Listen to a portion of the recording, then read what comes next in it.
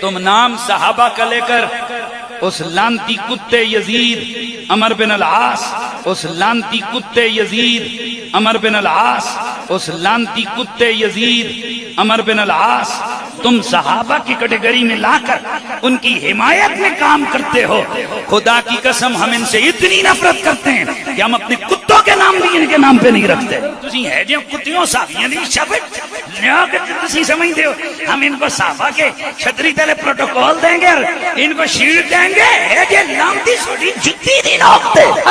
بے شک بے شک۔ اور اس شخص نے حد درجے گستاخی کی ہے جس کو یہاں پر ذکر کرنا بھی مناسب نہیں، یعنی جانوروں کے ساتھ تشبیہ دیتے ہوئے نام لے کر، یعنی بدترین گستاخی کرتے ہوئے، اپنے جوتے کی مثال دیتے ہوئے اس شخص نے گستاخی کی، اور آئیں بائیں شائیں یہ نام لے دیتا ہے۔ مجھ سے بھول کر ایسے ہو گیا، کیا کبھی اپنے والد کے بارے میں اس کے منہ سے ایسے جملے نکلے؟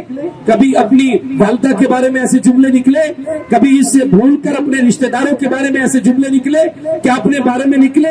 جب بھی نکلتے ہیں صحابہ کے بارے میں نکلتے ہیں، جب بھی بکواس کرتا ہے تو صحابہ کے بارے میں ہی کرتا ہے۔ میں پوچھتا ہوں آخر یہ ہے کون؟ اس کے پیچھے ہے کون؟ کون سی طاقتیں ہیں جو اس کو سپورٹ کرتی ہیں؟ کون سی طاقتیں ہیں جن کے بلبوتے پر یہ گستاخی کرتا ہے اور بعد میں ڈھونگ رچاتا ہے؟ ہم مطالبہ کرتے ہیں بس کیا جائے کہ امتحان اہل سنت کا اور اس شخص کو گرفتار کر کے عبرت بنایا جائے اور بتا دیا جائے اہل سنت و جماعت جو سارے اس بات پر متفق ہے عظمت صحابہ کے لیے ہم طلبی کرے تھے، ناموس اہل بیت کے لیے ہم طلبے کرے تھے، ناموس رسالت کے لیے ہم طلبی کرے تھے، اور ناموس الوہیت کے لیے ہم طلبی موجود تھے اور آج بھی موجود ہے۔ قیامت تک ہر سنی صحابہ اہل بیت کی عظمت کے ڈنکے بجاتا رہے گا کہ میلاد النبی صلی اللہ علیہ وسلم قریب ہے۔ اس شخص کو اہل سنت کے کسی سٹیج پر نہ دیکھا جائے اور نہ ہی سے سنا جائے، لہذا عوام اہل سنت بیدار رہے۔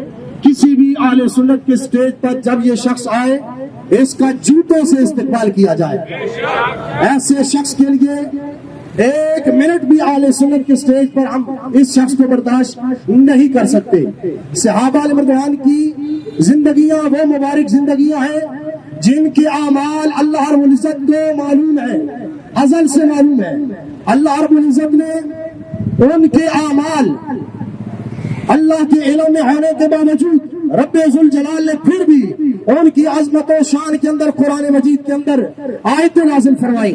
اللہ نے ان کو صادقون کہا، رب ذوالجلال نے انہیں خاشعین کہا، اللہ رب العزت نے انہیں مفلحون کہا۔ جن کو اللہ رب العزت نے نجات کی سند عطا فرمائی ہے، جنہیں جنت کی سند عطا فرمائی ہے، وہ اس امت کے عظیم لوگ ہیں اور یقیناً اس امت کے مقتدار پیشوا لوگ ہیں۔ ان کی شان میں ہم کسی طرح کی گستاخی برداشت نہیں کر سکتے، اس لیے کہ ہم نے ان سے جوامردی کا سبق سیکھا ہے، جانسائی کا سبق سیکھا ہے۔ یہ وہ عظیم لوگ ہیں جنہوں نے ایک شہر نہیں ہزاروں شہر اسلام کے لیے فتح کر کے دیے، اور ان میں ایک عظیم شخصیت حضرت عمر بن العاص رضی اللہ تعالیٰ بھی ہے۔